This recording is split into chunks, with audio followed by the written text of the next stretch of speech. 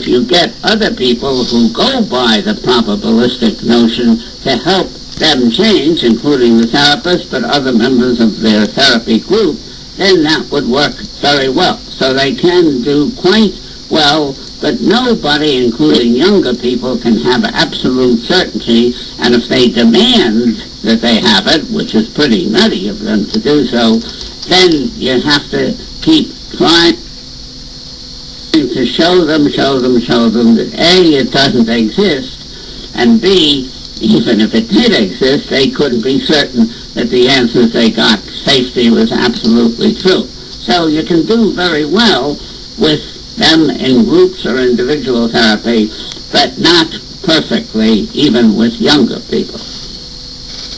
Okay, you got any more follow-ups there, Frank? Otherwise we move on to R.G. Swan. Any follow-up on that, Frank?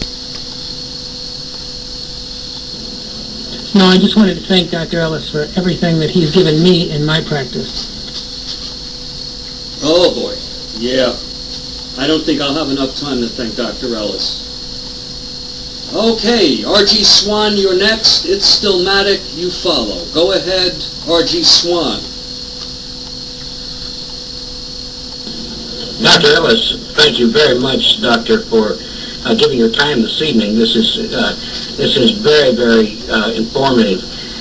Since 60 years ago, or 45 years ago, I guess, you wrote The Case for Sexual Liberty, and then later The Art of Science and Love. Since that time in 1960 and earlier, what changes have you witnessed in this very interesting field of sexual liberty and love-making?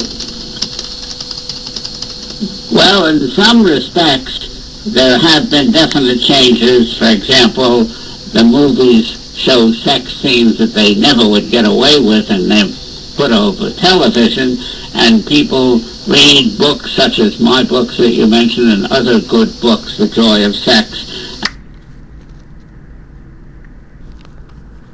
more liberal attitude. But on the other hand, some censorship forces definitely do exist. I still get censored, though I don't write that much material on sex these days, and other people definitely get censored for even looking at pornographic films, not doing anything with them but moving. So there are many advantages, and I think on the whole it's distinctly better than it used to be in terms of sex liberalism, but I think we also have a good ways to go in that respect yet. Do you have any follow-ups on that, Swan?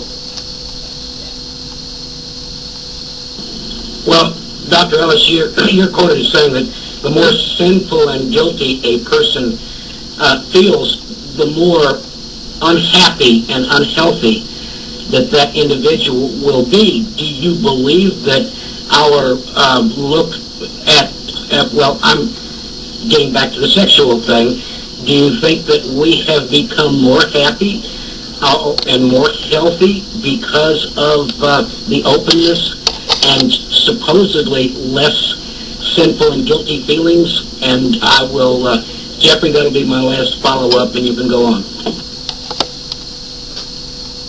Yes, I think we've become somewhat more open and somewhat liberal, because when practically everything was banned years ago, people had more things that they did and actually thought about to be damning themselves for. Now they have less things, but they still very often damn themselves by saying, one, what I'm doing, especially sexually, is wrong, because lots of people think it's wrong, and maybe I'm stupidly doing the wrong things, wasting too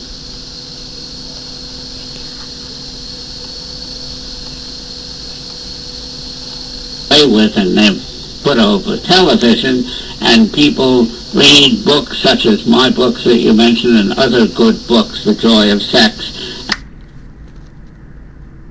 So we get people to thoroughly accept themselves, USA, unconditional self-acceptance, even when they're doing stupid, wrong, immoral sex and other acts, and then to change the acts which they're constructively able to do, and do much more right, and still a few wrong things, because again, they're fallible humans.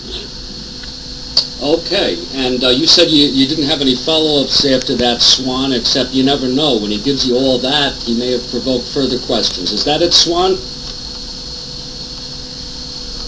Well, I can listen and talk to him and exchange questions and answers forever. But Dr. Ellis, thank you. I'll let some other people step up and ask questions. Thank you very much.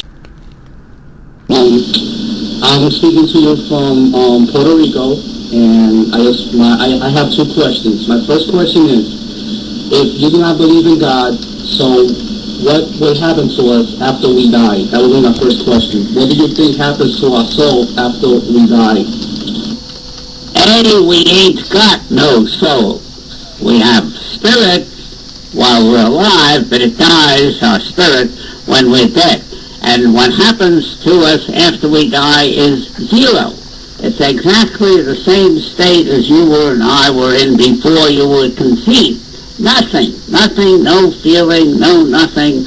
And the nutty play and movie Our Town, where they're meandering in their graves and worrying about what's happening in our town, is a very stupid and nutty thing, because they're not going to be thinking or feeling anything whatsoever. Now, I can't be absolutely sure of this, that since no one has returned, no human has returned to Earth, and all the billions of people that have died will assume that when they're dead as a duck. That's it. Too bad. Now let's get on with the rest of life that we still have. Okay, thank you for your answer on my first question. Even though I don't believe that, I just knew about Albert Ellis, and I'm sorry for that. But my question is, do you believe that, so after we die, we're done? That's what exactly, I guess what you're saying. So what you're saying is that if my mission, I believe that I have this mission because God put me here with this mission.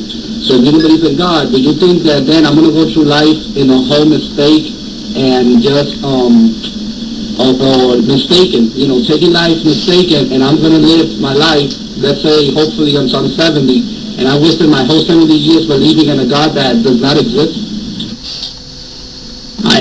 I think you're mistaken for believing in a God who in all probability doesn't exist. If you want to do so, do so. But I think your goal of helping people during the one life, as far as I can see, they ever will have, is a very good goal. So write your poetry, and by all means try to help people. And don't forget that your poetry can live even after your death, as many poets have done with their poetry, and they help people even though they're dead a few hundred years or so. So keep up the good work and try to help people, and accept the fact that you gave yourself this idea to help them. You chose to do it, which is very good, so keep doing it, and if you want to think that God gave you the idea, think so. It won't do you much harm. Dr. Ellis, we have reached about the halfway point of your presentation. Would you like to take a 5-minute break? If yes, we will. If not, we'll just go on. You can go on. You can go on. Okay, very good. You let us know, please, though, if you need to take a break. We're going to be going till 10.